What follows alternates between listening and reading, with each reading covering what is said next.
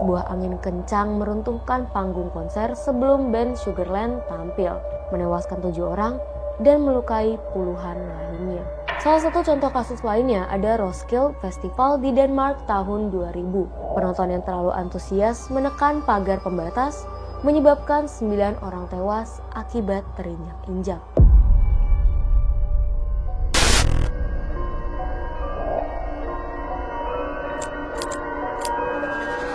Kepala terpenggal lainnya di seluruh apartemen dan banyak rumah dan menemukan istri serta putrinya yang sudah tewas. Tersebut berawal dari terciumnya bau busuk yang kutuk. Di antaranya adalah waktu pertama kali syuting.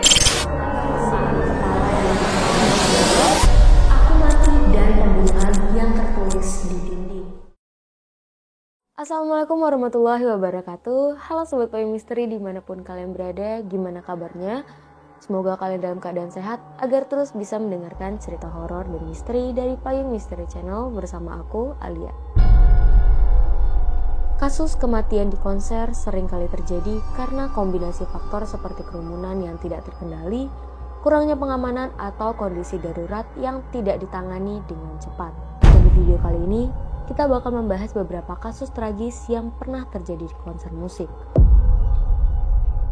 Yang pertama ada tragedi crowd crush atau desak-desakan dan kerumunan massa.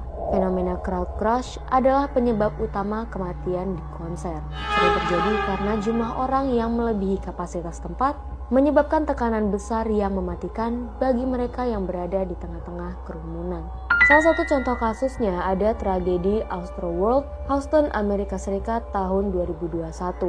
Nah, waktu konser Travis Scott, ribuan orang berdesakan mendekati panggung, menyebabkan 10 orang tewas dan ratusan terluka. Penyebab utama adalah kelalaian dalam pengaturan kapasitas dan pengabaian terhadap tanda-tanda bahaya di kerumunan. Kasus lainnya ada tragedi Love Parade, Jerman tahun 2010. Walaupun bukan konser tunggal, festival musik ini memakan korban 21 nyawa karena berdesak-desakan di terowongan sempit yang menjadi akses utama ke lokasi. Yang kedua, kebakaran di konser. Kebakaran di konser sering kali terjadi karena pelanggaran aturan keselamatan atau penggunaan bahan berbahaya seperti kembang api di ruangan tertutup. Salah satu kasusnya ada di The Station Nightclub Fire, Rhode Island, Amerika Serikat tahun 2003. Sebuah pertunjukan oleh band rock Great White menggunakan kembang api yang memicu kebakaran besar. Lebih dari 100 orang tewas, sebagian besar karena terperangkap di dalam bangunan yang terlalu penuh. Yang ketiga, kegagalan infrastruktur. Keruntuhan panggung atau fasilitas konser yang gak aman dapat menyebabkan kecelakaan yang fatal. Salah satu contoh kasusnya ada Indiana State Fair, Indianapolis, Amerika Serikat tahun 2011. Sebuah angin kencang meruntuhkan panggung konser sebelum band Sugarland tampil, menewaskan 7 orang dan melukai puluhan lainnya. Salah satu contoh kasus lainnya ada Roskilde Festival di Denmark tahun 2000. Penonton yang terlalu antusias menekan pagar pembatas, menyebabkan 9 orang tewas akibat terinjak-injak. Yang keempat, ada serangan kekerasan atau terorisme. Konser juga pernah menjadi tragedi serangan kekerasan, baik oleh individu atau kelompok teroris. Salah satu contoh kasusnya ada Bataclan Attack di Paris, Prancis tahun 2015. Selama konser band Eagles of Death Metal, kelompok teroris bersenjata menyerang penonton, menewaskan 89 orang dalam insiden yang mengerikan. Lalu ada Las Vegas Shooting tahun 2017. Seorang pria bersenjata menembak dari kamar hotel ke arah konser Road 19 Harvest Festival, menewaskan 58 orang dan melukai lebih dari 800 orang. Ada juga beberapa penyebab lain yang menyebabkan kasus kematian saat konser.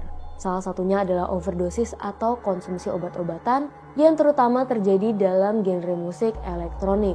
Memiliki kasus kematian akibat overdosis narkoba seperti di Ultra Music Festival atau Tomorrowland.